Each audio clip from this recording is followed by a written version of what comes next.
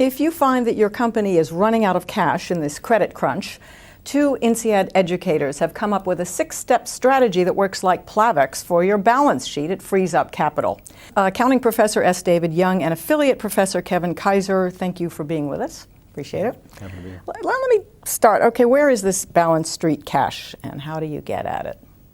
It's hidden in lots of different places. It could be in fixed assets, but what we focus on is the working capital items. So it could be trapped in your accounts receivable waiting to be sent in from the customers. It could be sitting in your inventories, and it could be in some other places as well. Well, like what other kinds of places might you find? Or maybe you want to tell me a little bit more about how you get it out of receivables. Certainly something that's pending might make you feel good, but if it's pending for too long, you could be using that money. How do you shorten the time? Well, one of the ways that you shorten the time it takes to collect receivables is the simple expedient of calling your customers and asking them for the money. So as you get closer to the due date, you actually contact them and say, look, I just wanted to remind you that this money is owed. And not only do you ask them for the money, but you also use it as an opportunity to communicate with them and maybe learn a little bit more about them, learn about the sorts of things that they value in your products, maybe understand a little bit more about the pricing strategies that will allow you to extract more cash from your customers. So all of this is about communication. But are the benefits of that, do you really save enough time so that you're not annoying your customers to the point that you disrupt your good relations with them? No, you have to be careful. You have to be viewed as someone who is trying to, in a sense, help the customer. Because customers have the same sort of pressure that we have. We're operating in a difficult economic environment, and just like we're struggling to find cash in our own business, so are they. And so what we're doing is not just hitting them up for cash, but we're also talking to them about ways that we can help them create value and unlock cash in their own business. How do you get everybody in the company on board with this? Because most people are just concerned about profits and, as you say in your article, managing to the bottom line. I mean, that's a corporate culture shift if you want people to look at more than just what's on the bottom. Obviously, there's a connection to the incentive system in the company. If everybody is being incentivized, if businesses are being measured performance-wise by profit, if people are being measured performance-wise on profit, then they're going to remain focused on profit. And if on top of that they're being compensated based on profit, then they're going to stay focused on profit. So clearly there's a connection here to the incentive system. We don't go into that in detail in that particular paper, but you have to step away from profit-based incentives, which do encourage this kind of behavior, because if you're managing your profit, you'll find it may be worthwhile to give your customer longer time to pay, because then you can book more revenues. You may encourage your production to generate more fixed or finished goods receivables, or inventories rather, so that you have more stuff to sell, because then your sales guys can sell more and generate more revenues. You may accept to take delivery of raw materials sooner from your suppliers, because they'll give you better pricing terms, so you'll have lower costs. So there's lots of places in which, if you're profit focused, you'll tend to mismanage your working capital. So clearly one of the areas we would suggest is be careful with profit-based incentive schemes. That kind of change takes a lot of time. And you might lose, time or some money in between? True, but in the short term, companies in a credit crunch are facing the risk of distress and even bankruptcy. So you don't have the time, and if you're going to change the incentive practices of these companies during healthy times, as you suggest, it's going to be very, very difficult. The convenience of distress is it forces the urgent and the important to become the same. It's important to be cash-oriented, value-oriented, present value of the future cash you're going to generate. And so with that urgency, there will be a shift in incentives. One of the themes that we push in our article is the idea of trade-offs. So what we're urging companies to do is say, look, this might be an interesting proposition from the supplier, but what you need to do is compare what you perceive the benefits to be and actually estimate this, quantify this from acquiring larger quantities at lower price with the cost of having to carry more inventory and therefore having to finance more inventory. And so it's a question of trade-off. What we want companies to do is to make that trade-off, and make that trade-off in a way that they believe ex ante is the value-enhancing one for the firm. And how do you bring the sales force onto this? Because they're also out there just... A lot of it has to be incentives, the way people get paid. If you're paying people entirely on the basis of sales growth and entirely on the basis of margins, we shouldn't expect the sales force to care all that much about working capital. Why should they? One trade-off that you mentioned, too, in terms of time was the quality of the product, or product quality. Yes. You felt that some of this, in some cases, was overly Yeah, we're all in favor of quality. Yeah. Everybody gets measured on that, and this is one of these buzzwords that corporate managers talk about all the time. So we're all in favor of quality, but we should never forget that the primary reason why we care about quality is because it's something customers care about, and customers are willing to pay us for. So there's quality that's value added, meaning that customers are willing to give you more cash because of that attribute, whatever that attribute might be. But there can also be quality that maybe enhances the product in some objective way, in the sense that maybe it increases functionality, but it's not something the customer really cares about or values in any meaningful way. And so all you've done is you've burdened yourself with extra cost. And the customer's thinking, well, wait a minute, you're not really offering me anything that the simpler product doesn't offer, so I'm not going to pay you more money. And the problem with this, and this is one of the examples we cite in the article, is that companies try to build in so much quality into the manufacturing process that it can extend the cycle times in the factories. And while that really does enhance quality, or at least it's capable of enhancing it, the question is whether that incremental quality that you're building into the product is something the customer values. Is it something they're actually willing to give you cash money for? So you need a reality check on your quality, actually. And we have several examples of this, because again, it's a difficult argument to make that you can have too much quality when we all do value quality. But a couple of the examples included, I think there was the Italian food company, I think we included in the article, where they were very proud as gourmets and appreciators of food to age some of their products for a year or more. The problem is aging products for a year means it's sitting in inventory for a year. Yeah. And it turns out many of their customers, even if they could tell that it was a better quality product, they didn't care enough to pay the difference. To pay the extra cost. And in many cases, they couldn't even tell. And so even if you can tell, and we have this tendency in people who love the business that they're in, as engineers, as gourmets, as a brewer of beer, you may love your quality of your product, but if your customers aren't with you on this, then you're going to make mistakes. You age the cheese an extra year at home, but don't try to sell it to your customers. Yeah, go ahead and try that. Well, and your customers will go home. You also say don't tie receivables to payables. That goes back to the relationships that you're managing. The relationship you have with your suppliers may put you in a position of advantage or disadvantage. If it's, for example, a position of disadvantage, because for whatever reason they have a product you need for your process, and they know that and you know that, if they ask you to pay them within 10 days of delivery, you may be forced to do that. But if when you turn around to your customers and say, look, our supplier is asking us to pay them in 10 days, could you please pay us in 10 days?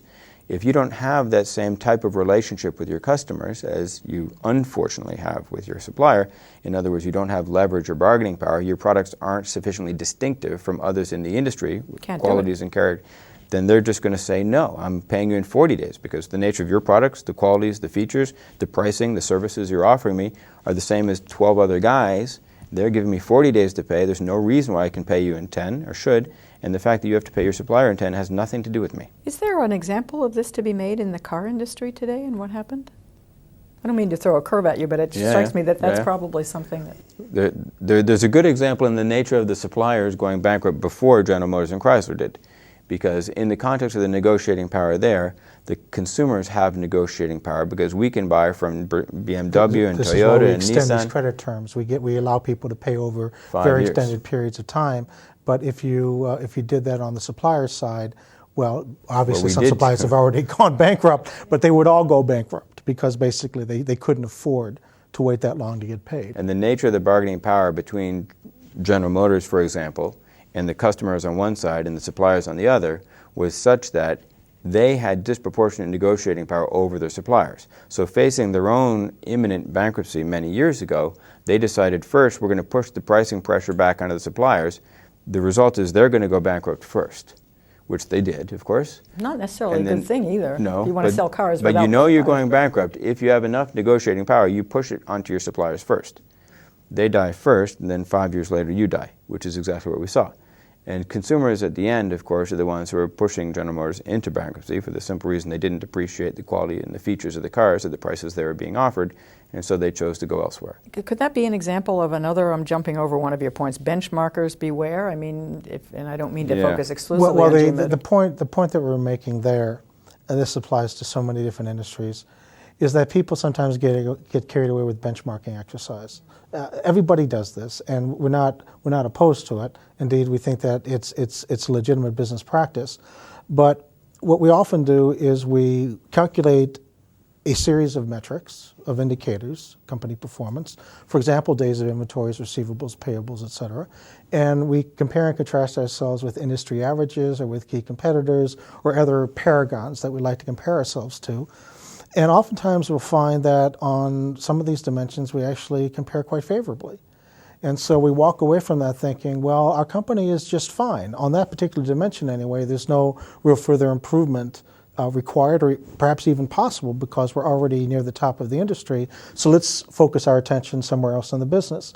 The problem with that is that the real opportunities for creativity, for innovation, the sort of things that are going to deliver substantial amounts of cash flow to your business in the future don't come from benchmarking exercises. They come from an intimate knowledge of your value chain. It comes from understanding intimately your customers, your suppliers, your technologies, the production processes in your facilities.